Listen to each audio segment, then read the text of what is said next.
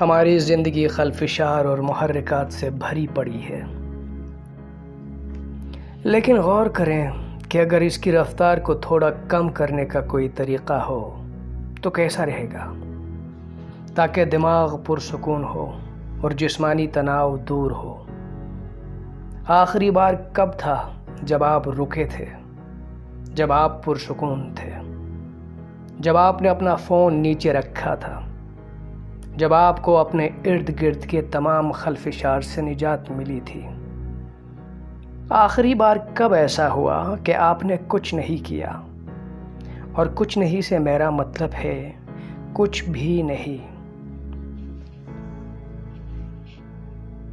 میں آپ کو بتانے جا رہا ہوں کہ ہم کس طرح میڈیٹیشن، مراقبہ کے ذریعے اپنی ذہنی اور جسمانی صلاحیتوں کا سراغ لگا سکتے ہیں، اور کس طرح اپنی اور دوسروں کی زندگی میں بہتری لا سکتے ہیں۔ چاہے آپ نے اس سے پہلے میڈیٹیشن کیا ہو یا یہ آپ کے لیے بالکل نئی چیز ہے، میں آپ کو اس کے ہر پہلو کے بارے میں بتانے جا رہا ہوں۔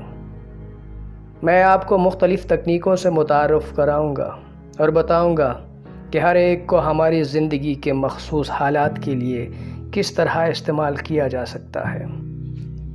یہ کس طرح زندگی میں لطف اندوز ہونے کا زیادہ احساس لا سکتا ہے اور ہمیں ان لوگوں سے جڑنے میں مدد دے سکتا ہے جن کی ہم سب سے زیادہ فکر کرتے ہیں۔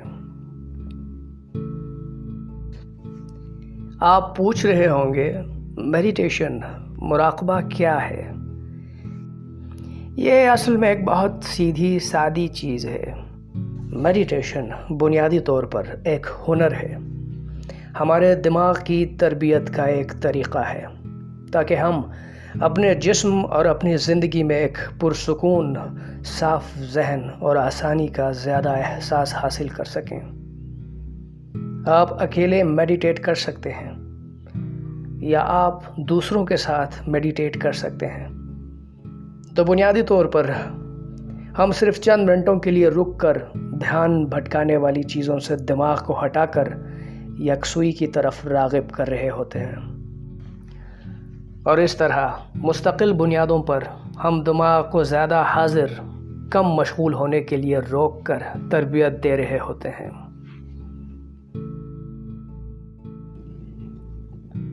میں تقریباً 10 سال کا تھا جب میں پہلی بار میڈیٹیشن سے متعارف ہوا۔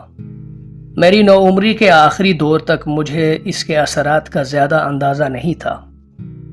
ہو سکتا ہے کہ میری 20 کی دہائی کے اوائل میں اس کا میری زندگی پر گہرا اثر پڑا ہو۔ جیسے جیسے میں تھوڑا بڑا ہوا، میں اپنے کچھ بہت نزدیکی لوگوں کو کھونے کے احساس سے گزرا، اور اس وقت مجھے پتہ نہیں تھا کہ اس سے کیسے ابھرنا ہے۔ میں نے پایا کہ میرا دماغ اکثر بہت مصروف رہتا تھا، اور میں نہیں جانتا تھا کہ اس سے کیسے نمٹا جائے۔ اس لیے میں نے خود کو جذبات سے مغلوب پایا، اور میں نے کسی سطح پر سوچا کہ میں اس سے نکلنے کا راستہ سوچ سکتا ہوں، اور ہوا یہ کہ مجھ سے نہیں ہو سکا۔ مجھے کچھ اور مضبوط بنیاد کی ضرورت تھی، اور اس لیے میں نے اپنی ڈگری چھوڑنے اور اس کے بجائے بدھسٹ منک، بدھ بھکشو بننے کا فیصلہ کیا۔ میں ہمالیہ چلا گیا،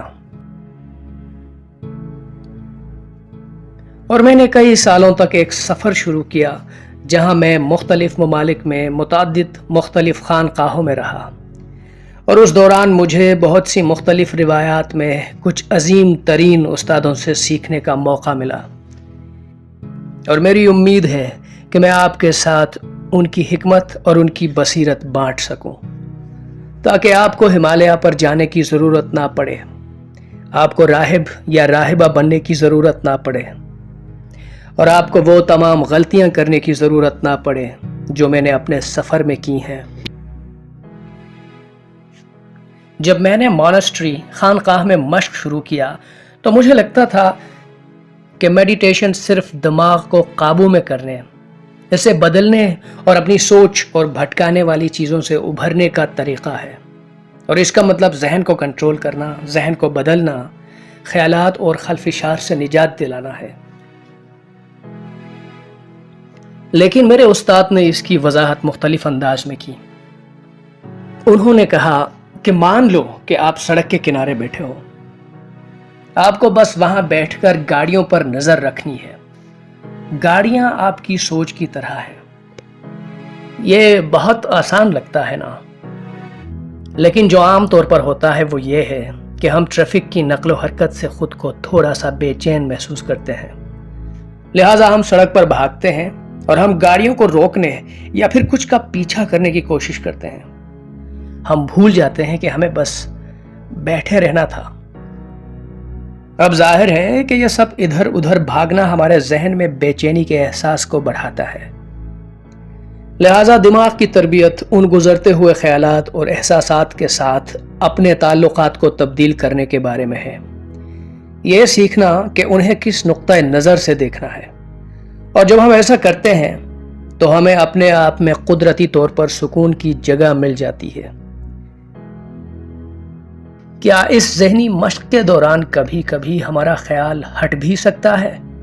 یقیناً خیال بھٹک سکتا ہے، لیکن جیسے ہی ہمیں اس چیز کا احساس ہوتا ہے، ہمیں ایک بار پھر سڑک کے کنارے جسم اور دماغ دونوں میں بالکل آرام سے بس ٹریفک کو جاتے ہوئے دیکھ رہے ہوتے ہیں۔ پرسکون لمحات کو پروان چڑھانے کی بنیادی تکنیکوں میں سے ایک کو فوکسڈ اٹینشن کہا جاتا ہے۔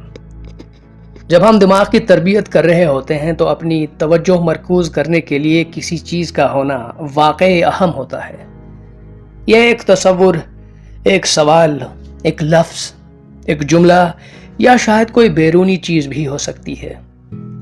توجہ مرکوز کرنے کے لیے سب سے عام چیز سانس ہے۔ توجہ مرکوز کرنے کی اس جگہ کا ہونا جو ہمیں ایک سہارا، اینکر فراہم کرتا ہے، یہ خیال کو واپس لانے والی چیز ہے جب ہمیں اچانک احساس ہوتا ہے کہ دماغ بھٹک گیا ہے، جو یقیناً بھٹک سکتا ہے۔ جب ہم سانس جیسی کسی چیز پر توجہ مرکوز کرتے ہیں تو ایسا نہیں ہے کہ ہم خیالات سے بچنے یا اپنے ارد گرد کی دنیا کو بند کرنے کی کوشش کر رہے ہوتے ہیں۔ ہم یہ پہچاننا سیکھ رہے ہوتے ہیں کہ جب ہم سوچ میں یا کسی بھی قسم کے خلفشار میں پھنس گئے ہیں تو اس سے نرمی سے باہر نکلنا ہے، اسے جانے دینا ہے، اور یہ ہم اس پرسکون فوکسڈ اٹینشن والی جگہ کی طرف خود کو واپس لے جاتے ہوئے کرتے ہیں۔ فوکسڈ اٹینشن جیسی تکنیکیں کوئی نئی چیز نہیں ہیں۔ یہ بت مت کی روایات کا وہ حصہ ہیں جو ہزاروں سال پرانی ہیں، اور ان طریقوں کے اندر علم کو استاد سے طالب علم تک منتقل کرنے کی روایت موجود ہے، اور یہ ایسی چیز ہے جس کا تجربہ کرنا مجھے خوش قسمت ہونے کا احساس دلاتا ہے، اور اب میں ان تعلیمات کو آپ کے ساتھ بانٹ کر واقعی فخر محسوس کرتا ہوں۔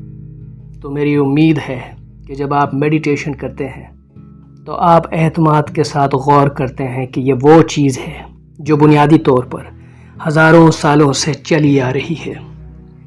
سانس پر اصل توجہ خود ان تکنیکوں سے تعلق رکھتا ہے جو تقریباً 3000 سال پہلے دریافت کی گئی تھیں۔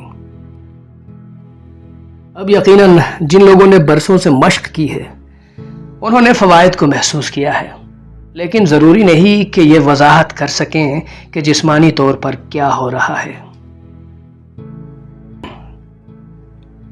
پچھلے 20 سالوں میں سائنسدان صرف اتنا کرنے میں کامیاب رہے ہیں کہ میڈیٹیشن کے دوران دل کی دھڑکن، بلڈ پریشر، تناؤ کی سطح اور یہاں تک کہ خود دماغ کی ساخت کے ساتھ کیا ہو رہا ہے اس کا مشاہدہ کر سکیں۔ جب میں ایک منک، راہب تھا، مجھے اس بات کا اندازہ نہیں تھا کہ نیورو پلاسٹیسٹی نامی کوئی چیز ہے، کہ دماغ لچکدار، نرم ہوتا ہے، کہ یہ بدل سکتا ہے، اور سائنسدان در حقیقت fMRI اسکینر کے ذریعے مشاہدہ کر رہے تھے کہ میڈیٹیشن سے پہلے، میڈیٹیشن کے دوران اور بعد میں انسانی دماغ میں کیا ہو رہا ہوتا ہے۔ اور اب ہم جانتے ہیں کہ جب ہم میڈیٹیشن کرنے کے لیے بیٹھتے ہیں، یہ بالکل ایسا ہے جیسے ہم جم جا کر ورزش کرتے ہیں تو ہم اپنے پٹھوں کو تربیت دیتے ہیں اور ان کو مضبوط بناتے ہیں۔ اسی طرح دماغ کا وہ حصہ جو خوشی اور تندرستی کے احساس کا ذمہ دار ہے، وہ میڈیٹیشن سے زیادہ خون کا بہاؤ حاصل کرتا ہے، اور یہ کہ گاڑھا اور مضبوط ہوتا جاتا ہے، اس لیے کہ ہم اصل میں دماغ کے اس حصے کو زیادہ وقت دے رہے ہوتے ہیں۔ میڈیٹیشن تناؤ، مایوسی، افسردگی اور درد کو کم کرنے کے ساتھ ساتھ خوشی، صبر، قبولیت اور ہمدردی کی سطح کو بڑھانے کے لیے ثابت ہوا ہے۔ لہٰذا اگر آپ میڈیٹیشن کر رہے ہوں اور ایسا محسوس ہو کہ کچھ نہیں ہو رہا ہے، آپ پھر بھی پراعتماد محسوس کر سکتے ہیں کہ میڈیٹیشن اور ذہن سازی ہمارے زندگی میں وقت کے ساتھ بڑی تبدیلی لا سکتی ہے۔